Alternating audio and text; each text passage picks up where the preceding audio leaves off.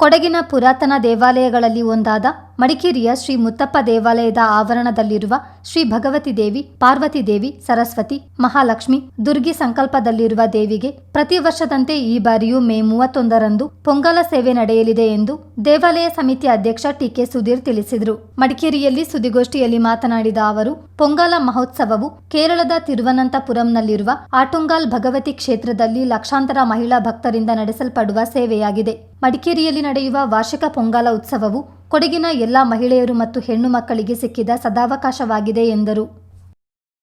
ಕನ್ನಡಿ ಬಿಂಬದಲ್ಲಿ ಇದು ಪ್ರಶ್ನೆಯಲ್ಲಿ ಬಂದಿರತಕ್ಕಂಥ ವಿಷಯ. ಕನ್ನಡಿ ಬಿಂಬ ಅಂತ ಹೇಳಿದ್ರೆ ಅದಕ್ಕೆ ರೂಪ ಇಲ್ಲ. ಯಾಕೆಂತ ಹೇಳಿದ್ರೆ ನಮ್ಮ ಪ್ರಶ್ನೆ ಕಂಡು ಬಂದ ಹಾಗೆ ಸರಸ್ವತಿ ರೂಪದಲ್ಲಿ ಕಾಣಬಹುದು, ಲಕ್ಷ್ಮಿ ರೂಪದಲ್ಲಿ ಕಾಣಬಹುದು, ದುರ್ಗಿ ರೂಪದಲ್ಲಿ ಕಾಣಬಹುದು ಅಥವಾ ಪಾರ್ವತಿ ರೂಪದಲ್ಲಿ ಕಾಣಬಹುದು. ಹಾಗಾಗಿ ಅದನ್ನು ಕನ್ನಡಿ ಬಿಂಬದಲ್ಲಿ ಪ್ರತಿಷ್ಠೆ ಆಗಿದೆ.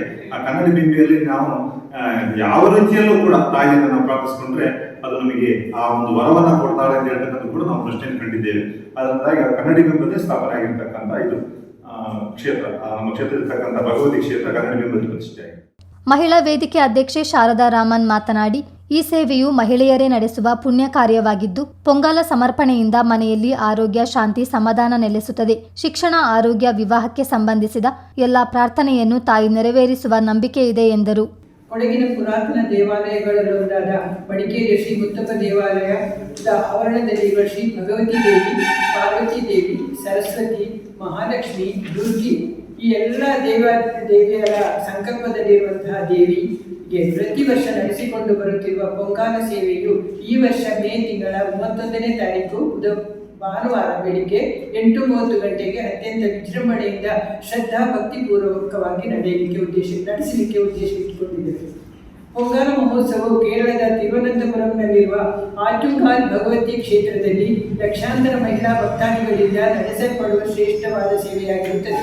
ಇತ್ತೀಚೆಗೆ ಇನ್ಫೋಸಿಸ್ನ ಡಾಕ್ಟರ್ ಸುಧಾಮೂರ್ತಿ ಅವರು ಕೂಡ ಈ ಪೊಂಗಲ ಸೇವೆಯಲ್ಲಿ ಭಾಗವಹಿಸಿ ದೇವಿಯ ಕೃಪೆಗೆ ಪಾತ್ರರಾಗಿದ್ದರು.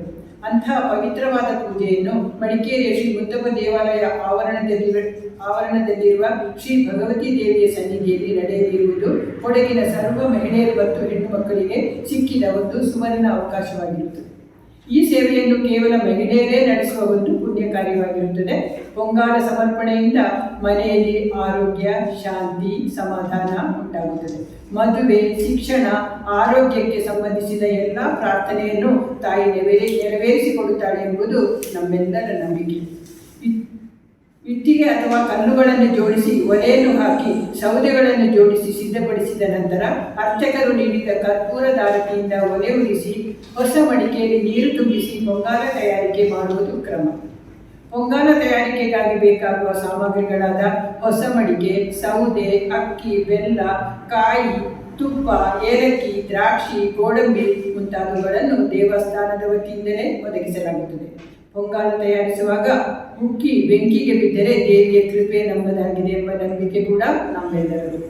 ಅಲ್ಲದೆ ನಮ್ಮಲ್ಲಿ ಮನೆ ಗೃಹ ಪ್ರವೇಶ ಮಾಡುವಾಗ ಹಾಲು ಉಕ್ಕಿಸಿ ಬೆಂಕಿ ಒಲೆಗೆ ಬೀಳುವಂತೆ ಮಾಡುತ್ತೇವೆ. ಅದು ಅಗ್ನಿಗೆ ಆಹುತಿಯೂ ಕೂಡ ಹೌದು. ಇದರಿಂದ ಉತ್ತಮ ಆರೋಗ್ಯಕರ ವಾಯುವನ್ನು ನಾವು ಸೇವಿಸುತ್ತೇವೆ. ಅಲ್ಲದೆ ಶ್ರೀದೇವಿ ಭಗವತಿಯ ಆಶೀರ್ವಾದ ದೊರಕಿ ನಮ್ಮ ಮಕ್ಕಳು, ಪತಿ ಹಾಗೂ ಕುಟುಂಬದ ಆರೋಗ್ಯ, ಐಶ್ವರ್ಯ, ಸಮೃದ್ಧಿಯಾಗಿ ಸುಖ ಶಾಂತಿ ಉಂಟಾಗುತ್ತದೆ. ಈ ಪೊಂಗಲ ಕಾರ್ಯಕ್ರಮಕ್ಕೆ ಕೊಡಗಿನ ಸಮಸ್ತ ಭಕ್ತರು ಆಗಮಿಸಿ ದೇವಿಯ ಪ್ರಸಾದವನ್ನು ಸ್ವೀಕರಿಸಿ ದೇವಿಯ ಕೃಪೆಗೆ ಪಾತ್ರರಾಗಬೇಕಾಗಿ ಆಡಳಿತ ಮಂಡಳಿ ವತಿಯಿಂದ ಕೋರಿಕೊಳ್ತಾ ಇದ್ದೀವಿ. ಪೊಂಗಲ ಸೇವೆ ಮಾಡಲಿಚ್ಛಿಸುವ ಮಹಿಳೆಯರು ರು 300 ನೀಡಿ ಮುಂಗಡ ರಸೀದಿ ಪಡೆದುಕೊಳ್ಳತಕ್ಕದ್ದು. ಪೊಂಗಲ ಸೇವೆಗೆ ಬರುವಂತಹ ಮಹಿಳೆಯರು ಮಡಿಕೆಗೆ ಮುಚ್ಚಲು ಬೇಕಾದ ಒಂದು ಸಣ್ಣ ಮುಚ್ಚಳ, ತಲೆಗೆ ಮತ್ತು ಸೊಟ್ಟೆಗೆ ಕಟ್ಟಲಿಕ್ಕೆ ಬೇಕಾದ 2 ಬಿಳಿ ಚೇಲೆ ಮುಚ್ಚು ಅಂತ ಹೇಳ್ತೇವೆ, ಸಣ್ಣ ಟವೆಲ್ಗಳು ತರಬೇಕಾಗುತ್ತದೆ. ಸೇವೆ ಮಾಡಿಸುವ ಮಹಿಳೆಯರು 3 ದಿನ ಶುದ್ಧಿಯಿಂದ ವ್ರತ ಮಾಡಿ ಶುಭ್ರ ವಸ್ತ್ರಧಾರಿಗಳಾಗಿ ಶ್ರದ್ಧಾಭಕ್ತಿಯಿಂದ ಸಿದ್ಧರಾಗಬೇಕು ಅಂತ ಸರ್ವ ಮಹಿಳೆಯರನ್ನು ಈ ಸಂದರ್ಭದಲ್ಲಿ ನಾವು ತಮ್ಮ ಮುಖಾಂತರ. ಸುದ್ದಿಗೋಷ್ಠಿಯಲ್ಲಿ ಮಹಿಳಾ ವೇದಿಕೆ ಸದಸ್ಯರಾದ ದೀಪಾ ಕಾವೇರಪ್ಪ, ರಮ್ಯಾ ರಮೇಶ್, ದೇವಾಲಯ ಉತ್ಸವ ಸಮಿತಿ ಅಧ್ಯಕ್ಷ ರವೀಂದ್ರ ರೈ ಹಾಜರಿದ್ದರು. ಚಿತ್ತಾರ ನ್ಯೂಸ್, ಮಡಿಕೇರಿ.